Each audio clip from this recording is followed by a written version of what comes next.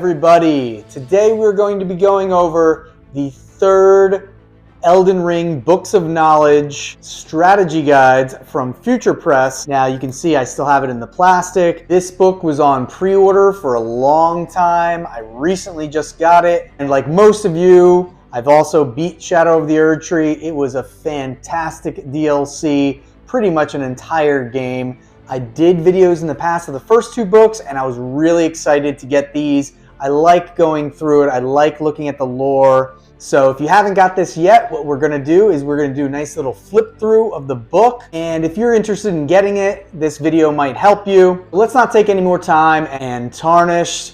Let's take a look. All right, so here we have the book, and on the front cover we have Needle Knight Letta. You actually get to see her without her helmet on, though in the whole game you do see her with her helmet on. And this book is very similar to the others. You have the little 3 on the side because this is book number 3. And on the back you have the Elden Ring. Now, in comparison to the other two books, we have Ronnie on Volume 1 and Queen Marika on Volume 2. Now, this book is significantly thinner than the other two books. And that kind of makes sense because this is a DLC, so that does not surprise me. But this book still comes in at about 400 pages long, so it is packed full of stuff, and I'm really excited to look on the inside. When we open the book, first thing we see is a map, and I believe in the other two books we did have maps as well, or at least in the second book we did. So we get this beautiful map of the Shadow Realm. At the top here you can see the burned out Erdtree, the previous Erdtree. And then you can see all the zones uncovered. And then on the other side, you have the Realm of Shadow with all locations, sites of grace, dungeons, etc. all unlocked. So this is a game as if you progressed it and you have everything to see. So I like how we have the artistic side of this map and then the game side of this map. Alright, now we'll just take a nice quick little look. The table of contents, and let's look at the overview. So you have the world guide, the dungeon guide, the bestiary, armaments and equipment, the quest guide, and extras. And then within here you have all the sub table of contents and all the details. Start off, we know we get into the Shadow Realm by going through Miquella's Egg, right in the area where you defeated Moog in the last one. So you can technically do this before beating the game, but having played it, I would suggest beating the main game first and then going through the Shadow Realm.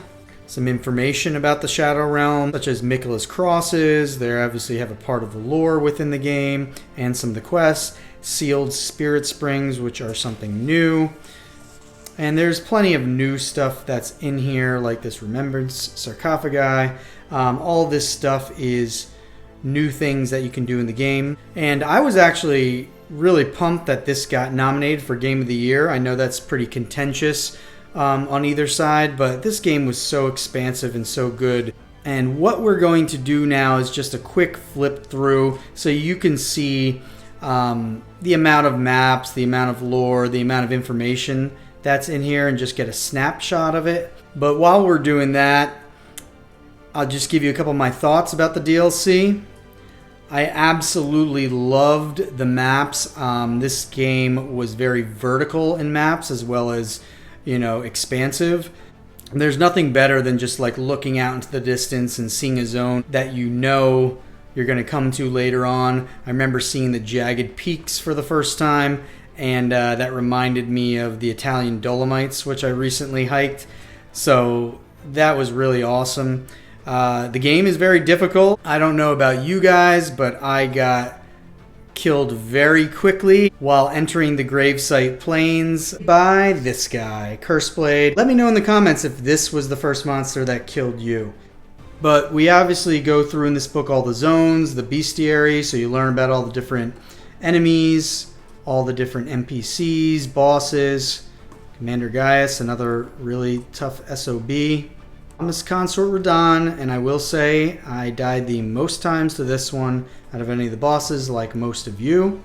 If I do go back and play it another time, I definitely would like to try out some more weapons, such as these hand-to-hand weapons. I didn't try them really all game. I'd like to switch it up. And in this DLC, I found myself a little bit more connected to the story right from the beginning.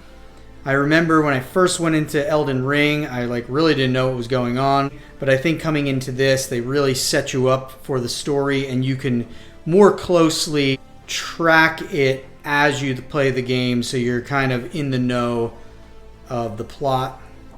And at the end, you have some nice recommended progression paths for each type of build.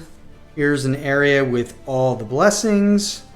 I think I ended up with level 20. I believe you can get to 21. So I did miss a couple fragments throughout the game. And then you have the detailed example builds, which is nice if you're playing again, if you just want to try something new. And then at the very end, we have concept art. And once again, we have the curse blade.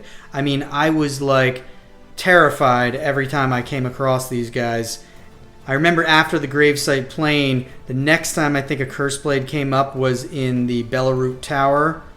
And there's one of these guys right on a stairwell, so you can't avoid them. And I just was I had a bunch of runes at that point, and I remember very stressed when I had to fight it. Luckily, I killed it. After the concept art, that is it. So definitely worth checking all that out. All right, everybody, there you have it. The third Books of Knowledge for Elden Ring. I thought this game was awesome. I was really pumped when it got nominated for Game of the Year. I'm going to take a read through it, add it to the bookshelf and the collection, and hopefully this video helped you if you're interested in paying the $45 that this book costs. I got it right off of Amazon. If you have any thoughts on the game or the book, leave them in the comments below. Stay tuned for upcoming videos, and as always, keep on collecting, keep on having fun, and have a great day. Thank you.